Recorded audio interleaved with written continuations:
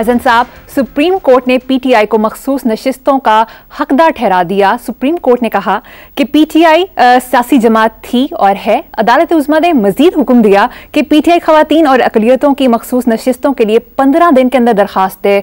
अहम तरीन फैसला है, क्या तबसरा करेंगे? नहीं, मैंने इस पर क्या तबसरा करना है। इस पर तबसरा करेगी तारीख, और उसमें अदलिया का नाम बड़े एहतराम के साथ आएगा।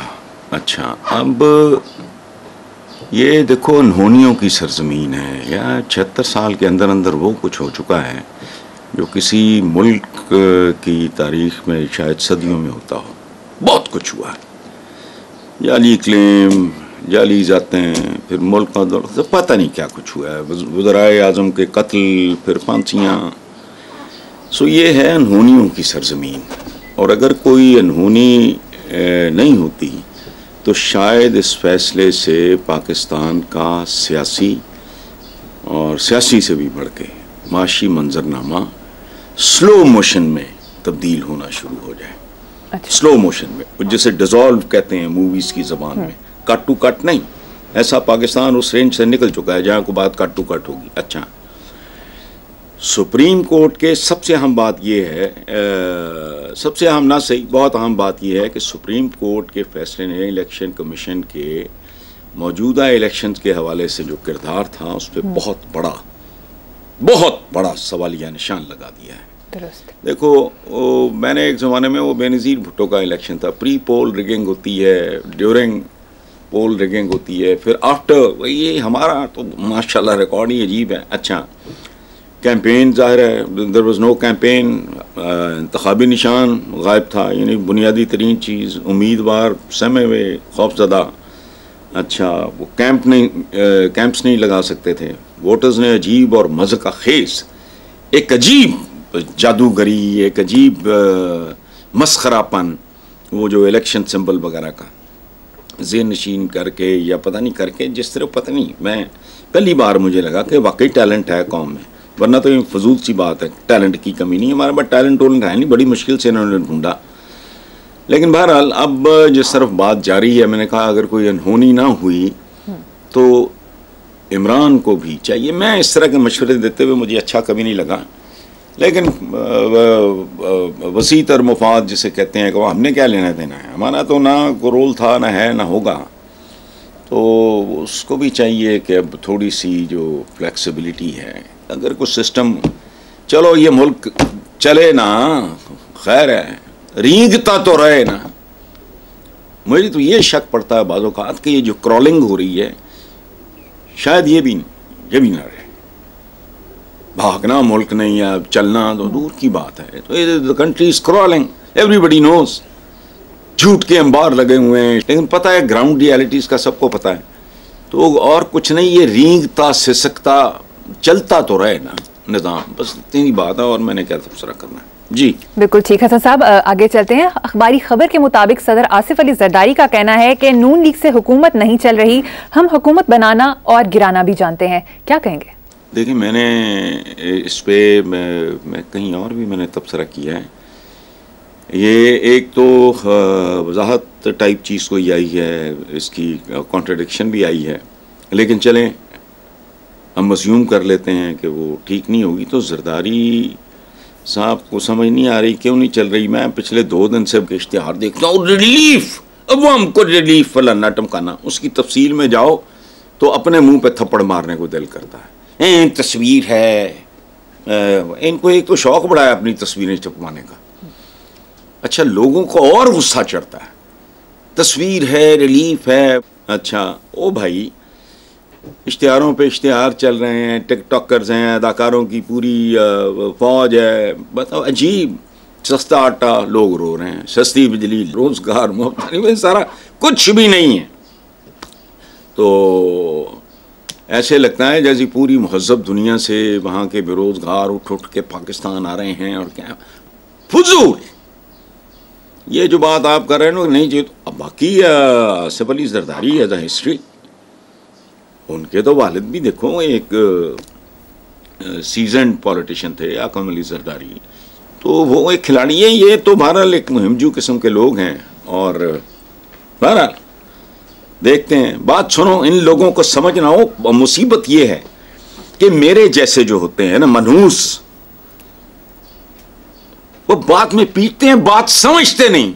एक इंसिडेंट, इनके करियर में लातादाद इंसिडेंट्स हैं, एक उठा के देख लो। चिन्योट का ड्रामा याद करो, आजकल भी ये at the cost of the people, lower half पे बड़े बड़े इश्तिहार ऐसे खड़े, और ये वो पहले एक यूं करके पोज होता था, अब एक नया पोज बना लिया है।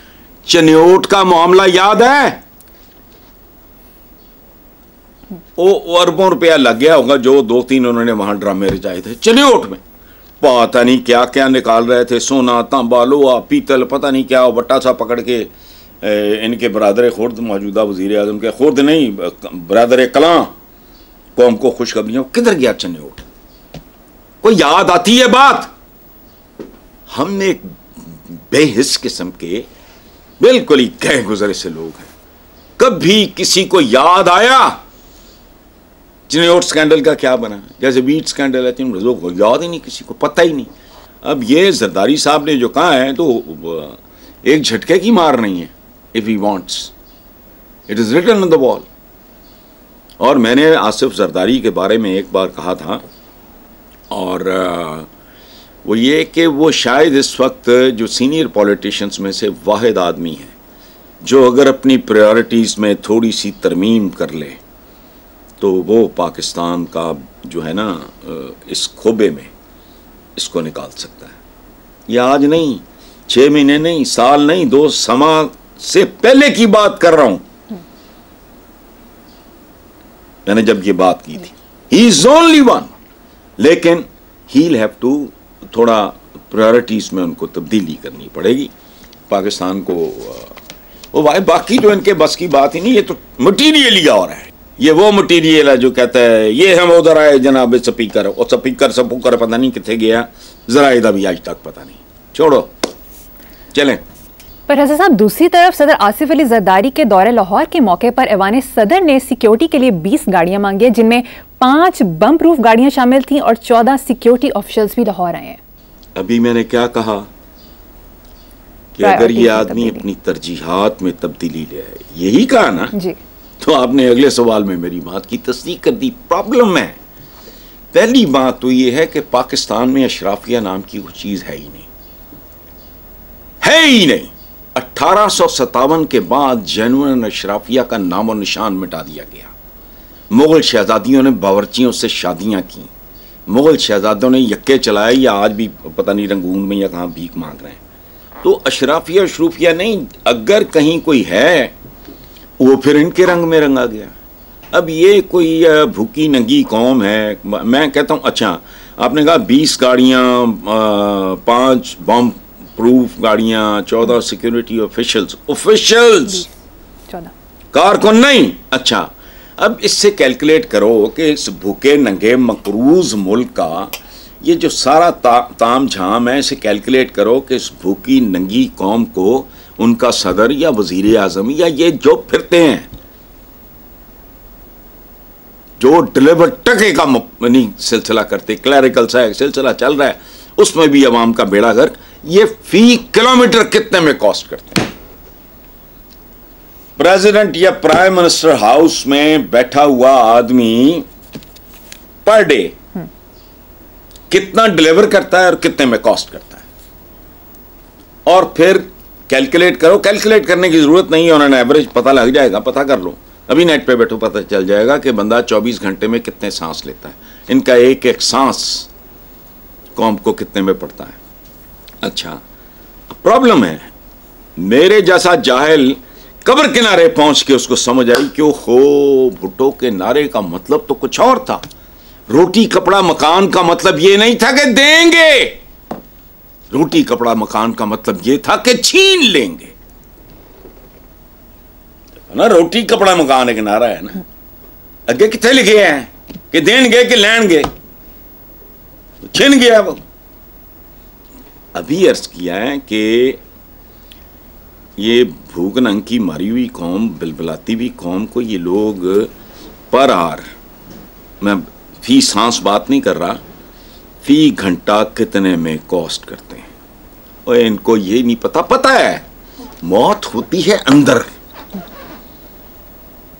सीसा पलाई दीवार में अपने आप को कैद कर लो, वो अंदर से आ जाएगी। जिसने आना है उसने आना है। वेस्ट तो जंग लड़ रहा है मौत को डिफीट करने की, लेकिन जब तक नहीं होती तब तक तो है, ये अंदर होती है। जितने मर्जी बम प्रूफ फलाना, मरे नहीं है बहुत सारे इसलिए। लेकिन नहीं, अगेन प्रायोरिटीज। और याद रखना, ये को दर्द दिल चाहिए होता है, बुनियादी जहानत, थोड़ा सा तजर्बा। और बात सुनो, ये इमरान के बारे में बातें करते रहे, तजर्बा नहीं हो, तानू की सी होए, तानू कितों तजर्बा सी? तजर्बा तो होने से आता है, मां के पेट में तो नहीं बंदा तजर्बे करता। वो इमरान को तजर्बा नहीं, भी तानू केड़ा तजर्बा सी? और हुण भी तानू काहदा तजर्बा है? पूरी कौम जानती है।